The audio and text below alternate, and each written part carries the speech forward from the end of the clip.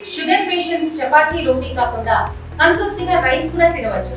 Doctor rice, sugar free rice, doctor rice, diabetic rice, sugar పెంచని బియ్యం, doctor rice. మొత్తం ఒడ్లన్నీ వరదకు కొట్టుకుపోయినాయి sir. రైతులకు మందు డబ్బాలు తప్ప ఏం లేదు. చూడే మొత్తం నీళ్ళ మట్టమే అయ్యింది. మొత్తం కాలువలు తీసినా కూడా నీళ్లు పోవట్లేదు. దీన్ని కొనేటోడు లేడు, ఇక్కడికి వచ్చి చూసేటోళ్ళు లేరు, ఎవరు కొనేవాళ్ళు లేరు. అప్పుల పాలైన సార్, ఏం చేయాలి? మా పరిస్థితి మంచిగా లేదు. ఎట్లా చేస్తుందో, మమ్మల్ని ఎట్లా ఆదుకుంటుందో అది గవర్నమెంట్కే వదిలేస్తాం. ప్రస్తుతానికి నిన్న మొన్న కురిసినటువంటి భారీ వర్షాలకు కళ్ళల్లో అలాగే ఇక్కడ మార్కెట్ యార్డుల్లో ఎండబోసినటువంటి ధాన్యం మొత్తం నీటి పాలైనటువంటి పరిస్థితి. ప్రస్తుతం మనం నర్సంపేట నియోజకవర్గ పరిధిలోని ఖానాపూర్లో ఉన్నాము. ఖానాపూర్ దగ్గర ఎక్కడ చూసినా కానీ రైతులు మొత్తం నీట మునిగినటువంటి పంటల్ని చూసి ఇక్కడ వాళ్ళు ఆరుగాలం శ్రమించినటువంటి పంటను చూసి అనేక ఇబ్బందులు పడుతున్నారు. ఇక్కడ ఈ మనం చూస్తున్నటువంటి ప్రాంతం అంతా నీటితో తడిసిపోయినటువంటి ప్రాంతం ఇది. ఇప్పటి వరకు ఆ నీరు కొంత బయటికి వెళ్ళిపోయిన తర్వాత మనం ఇక్కడ నడవగలుగుతున్నాము. ఇప్పటి వరకు చూసినట్టయితే పంటలు మొత్తం ప్రతి వాతావరణం కూడా మొత్తం నీళ్ళలో తడిసిపోయినటువంటి పరిస్థితి. ఒక్కసారి మనం ఇక్కడ వాళ్ళ విజువల్స్ కనుక ఒక్కసారి చూస్తుంటే చాలా ఇబ్బందికర పరిస్థితున్నాయి. అక్కడ రైతుల దీనస్థితి ఏందనేది మనకు కళ్ళ కట్టినట్టుగా కనిపిస్తుంది. ఆ పైన మాత్రం టార్పిన్లు కప్పారు, కానీ కింద ఉన్నటువంటి ధాన్యం మొత్తం తడిసిపోవడంతో అనేక ఇబ్బందులు పడుతున్నటువంటి పరిస్థితి. ఇప్పటి వరకు ఎట్లాంటి పరిస్థితులు ఉన్నాయి, నిన్న మొన్న ఎట్లాంటి పరిస్థితులు ఎదుర్కొంటారో ఒకసారి మనం వీళ్ళతో మనం మాట్లాడేటువంటి ప్రయత్నం చేద్దాం. అమ్మ, ఇప్పటి వరకు నిజంగా ఇంత అకాల వర్షాలు కురుస్తున్నాయి కదా, ఎంత ఎట్లా నష్టం జరిగింది? ఎంత నష్టం 10 ఎకరాలు. ఇది పేదోళ్ళం కబులు చేసుకుంటాను. ఈ పరిస్థితి ఏంది మా గతి? ఎందుకు ఇట్లా అయ్యేది? మరి మీరు ఒడ్లు ఎండినాక కూడా అవి చేలు అయితే లేవు. మేము ఎంత నష్టపోతాను. మరి ఏంది గదే మాకు న్యాయం చేయాలి. మొత్తం ఎంత మునిగిందమ్మా నిన్న మొత్తం ఇదంతా? అంత మునిగి గోస భగవంతుని ముడతాను మా గోస. మరి ఎట్లా మీరు కౌలు రైతులే అంటున్నారు, పండించిన పంట కూడా మొత్తం నీటి పాలైంది, మరి మీ జీవనాధారం ఎట్లమ్మా? అదే మేము కొట్లాడేది. అదే మాకేం న్యాయం చేస్తారు? ఎట్లా బతకాలి? కూలి చేసుకుంటే బతికేటోళ్ళం. అయ్యో చేస్తే 1 రూపాయి మిగులుతుంది కదా అని కష్టపడడం. ఈ కవులు ఏం పెట్టాము? ఈ పెట్టుబడి ఎట్లా? మా బతికెట్లా? అది మేము కోరుతాను. మరి ఎట్లా, మరి మీ న్యాయం ఎట్లా కావాలనుకుంటున్నామా? ఏం చేస్తే న్యాయం జరుగుతుంది? వాళ్ళ దయ, మేమేం చెప్పు. మరికొంతమంది రైతులు ఉన్నారు, మహిళా రైతులు. కాంగ్రెస్ ప్రభుత్వము మనకి ఏది అసలుకి అనుకున్న పని చేస్తలేరు. అసలుకి 10 రోజులు అవుతుంది మ్యాచర్ వచ్చి బత్తాలు ఇచ్చిర్రు, కానీ వచ్చి నింపుదామని అంటే 14 రావాలా 13 రావాలని చెప్తారు. చెప్పినా కానీ నిన్న బత్తాలు వేసారు, బత్తాలన్నీ దడిచినాయి. ఇక్కడ మొత్తం వాన అనుకోకుండా 1 గంటకు వచ్చింది, మళ్ళీ నిన్న మధ్యాహ్నం వచ్చింది వర్షం. వచ్చేసరికి మొత్తం నీళ్ళమా ఏడు చూసినా కానీ ఎటు మనం పట్టాలు కప్పాలన్నా చేయాలన్నా కానీ అనుకోకుండా అయిపోయింది మొత్తం. ఇక అయితే మన టీఆర్ఎస్ ప్రభుత్వం ఉన్నప్పుడే రైతులకు న్యాయం జరిగింది. ఈ పంట నష్టాన్ని ఎట్లా భర్తీ చేయాలనుకుంటున్నారు? ఏం చేస్తే మీకు నష్టం ఎట్లా చేస్తుందో, మమ్మల్ని ఎట్లా ఆదుకుంటుందో అది గవర్నమెంట్కే వదిలేస్తాను. ఇక్కడ చూడొచ్చు ఒకసారి మనం విజువల్స్ చూస్తే, ఇప్పుడు మనం నిలబడినటువంటి ప్రాంతం అంతా కూడా వర్షంతో తడిసిపోయిన తర్వాత ఇక్కడ మొత్తం ధాన్యం అంతా ఒక సైడు వీళ్ళు చేసినట్టుగా తెలుస్తుంది. ఒక్కసారి కనుక ఇక్కడ ఆ పరిస్థితి చూసినట్టయితే ఇవన్నీ దాదాపు తడిసినటువంటి ధాన్యంగానే చూడొచ్చు, మనం క్లోజ్గా చూడొచ్చు. ఇవన్నీ దాదాపు నీళ్ళలో కొట్టుకొచ్చినటువంటి ధాన్యం ఇదంతా. ఇక్కడ నుండి ఎక్కడ చూసినా కానీ నీళ్ళల్లో తేరిపోయినటువంటి ధాన్యమే మనకు కనిపిస్తుంది. ఇక్కడ చాలా వరకు రైతులు మాత్రం ఇక్కడ ఉటినా కూడా ఇక్కడ ట్రాక్టర్లలో కూడా పైన ఉన్నటువంటి ధాన్యాన్ని, అంటే కింద మొత్తం ఎట్లాగో తడిసిపోయింది కాబట్టి పైన ఉన్నటువంటి దాన్ని ఆ బకెట్లతోటి వాళ్ళు ఎత్తేటువంటి ప్రయత్నం అయితే చేస్తున్నారు. కొంతమంది రైతుల దగ్గరికి పోదాం. ఇప్పుడు మనం చూడొచ్చు ప్రస్తుతానికి ఇక్కడ వాళ్ళు పైన ఉన్నటువంటి ధాన్యాన్ని మొత్తం ఒక చూస్తున్నారు. మొత్తం కింద చూసినట్టయితే ఒకసారి ఇక్కడ మొత్తం కింద మనం ఎక్కడ చూసినా కానీ ఈ మొత్తం నీళ్లతోటి ఉన్నటువంటి పరిస్థితి. ఇంకా లోపలికి ఉన్నాయి, మొత్తం ఎక్కడ చూసినా కానీ లోపల మాత్రం మొత్తం తడిసిపోయింది. ఆ పైన ఉన్నటువంటి ధాన్యం మాత్రం కొంత ఉన్నది. ఈ పై ఎత్తుతున్నారు, అంటే దాదాపు ఒక 1/2 ఫీట్కి ఎక్కువగా ఇక్కడ మొత్తం లోపలికి ఉండొచ్చు. మొత్తం దాదాపు నీళ్ళే, దాదాపు ఎక్కడ చూసినా కానీ ఇక్కడ మనం చూడొచ్చు. ఇక్కడ నీళ్ళన్నీ మొత్తం ఈ రైతులు మాత్రం ఎంత ఇబ్బందులు పడుతున్నారో ఇక్కడ చూడొచ్చు. ఒక్కసారి ఆ రైతులతోటి మనం మాట్లాడదాము. ఏం జరిగిందన్న అసలు? మొత్తం ఇంత వర్షం పడ్డది, ఎట్లాంటి వర్షం బాగా పడ్డది, బాగా పడి మొత్తం నీళ్ళు వెళ్ళిపోయినాయి. దీని మీకలే నీళ్ళు వెళ్ళిపోయినాయి, బాగా వరదొచ్చిపోయినాయి. అది వచ్చినాయి, మొత్తం నీళ్ళన్నీ వెళ్ళిపోయినాయి. 3 ఎకరాల రోడ్లు. 3 ఎకరాల రోడ్లు మొత్తం బాగా నీళ్ళు వచ్చేది దీని మీకలో కొడతా పోయింది. ఓకే, ఏమన్నా పంట మీకు చేతికి వచ్చేటట్టు ఉందా ఇలా కొంత పైన? ఏమవుతుందో ఏం పోతుందో వాళ్ళు మళ్ళీ తీసుకుపోయి వేరే దిక్కు పోద్దామని పోతాను. వేరే దిక్కు పోసి ఆడ పోసుకొని గడ్డ మీద పోసి ఆరాధిస్తాం అనుకుంటాం. మళ్ళీ వాన వర్షం వస్తాను అంది, మళ్ళీ మబ్బైంది, మళ్ళీ వర్షం వస్తాను.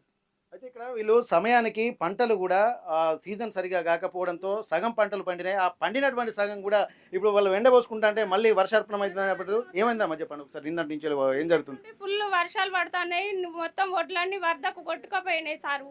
మరి ఇట్లా అవుతాయి మా పరిస్థితి ఏంది? ఇప్పుడు పావులంతా కూడా దగ్గరికి వచ్చేటట్లు ఓట్లు ఆగమవుతాయి.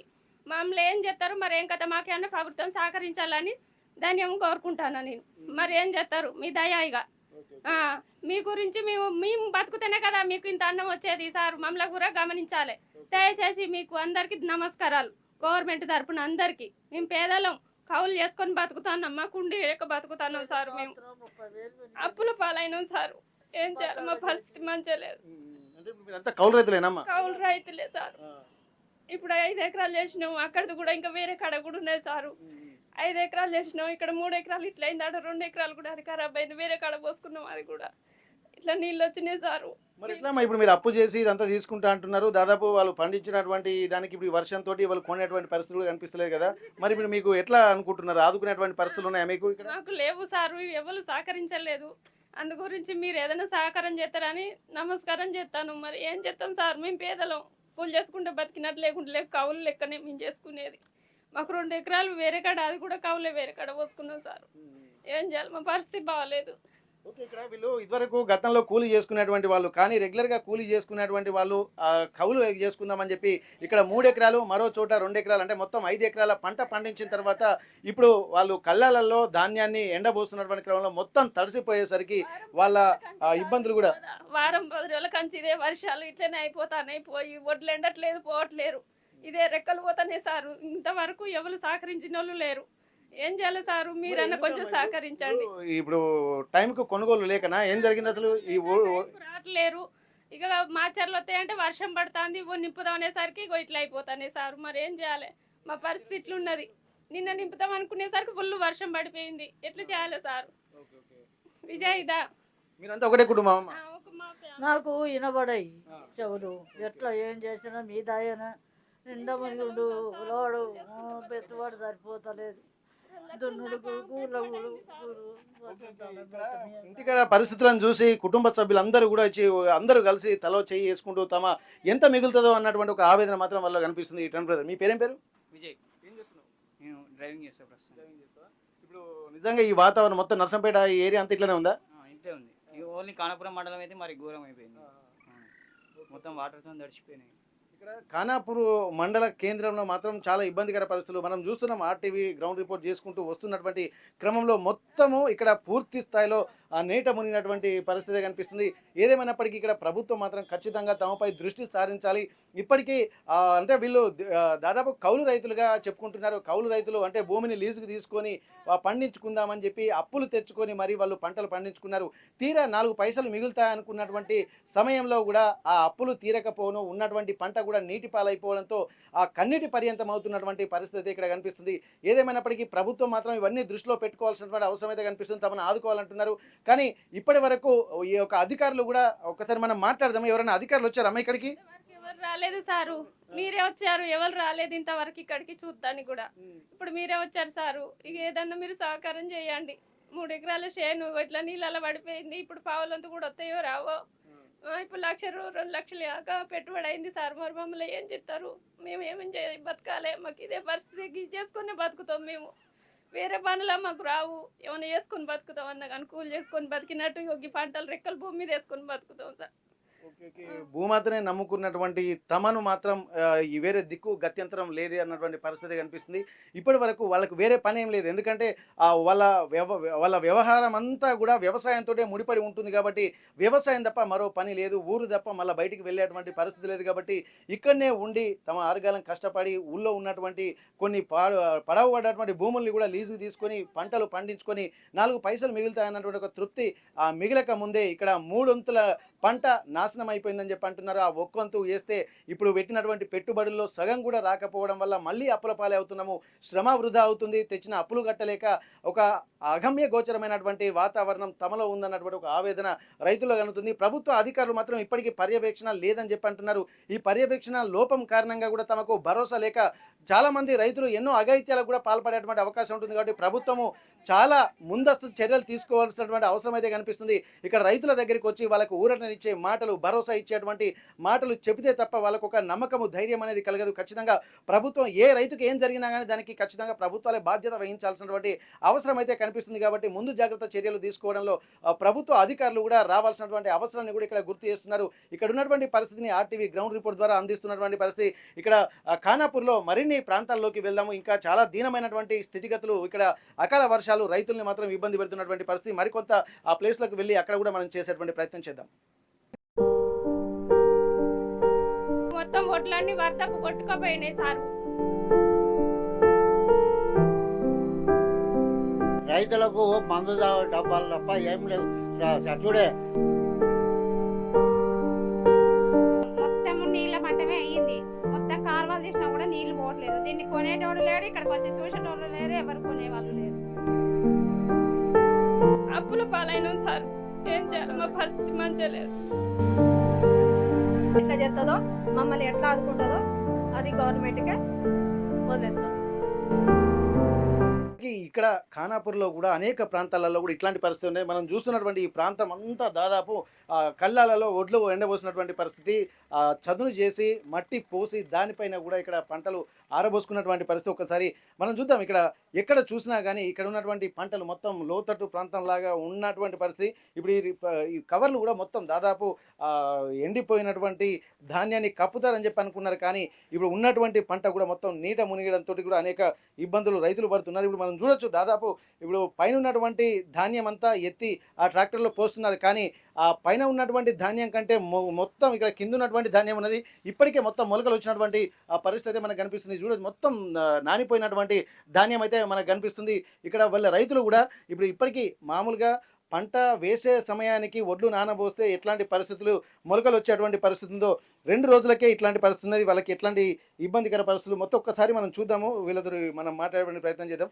అన్న, ఇప్పుడు ఇంత మొత్తం ఎన్ని ఎకరాలు వేశారు మీ పంట అంతా? 2 ఎకరాల 10 గుంటలు మొత్తం నీట మునిగింది. మొత్తం చాలా ఇబ్బంది ఇబ్బంది మాకు.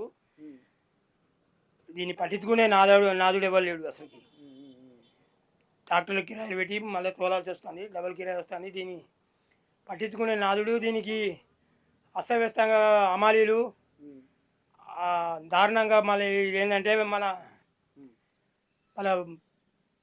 వేరే అదనంగా డబ్బులు కావాలంటారు. ఆ డబ్బులు తీసుకొని దానివల్ల దుర్వినియోగం చేస్తారు. Okay okay.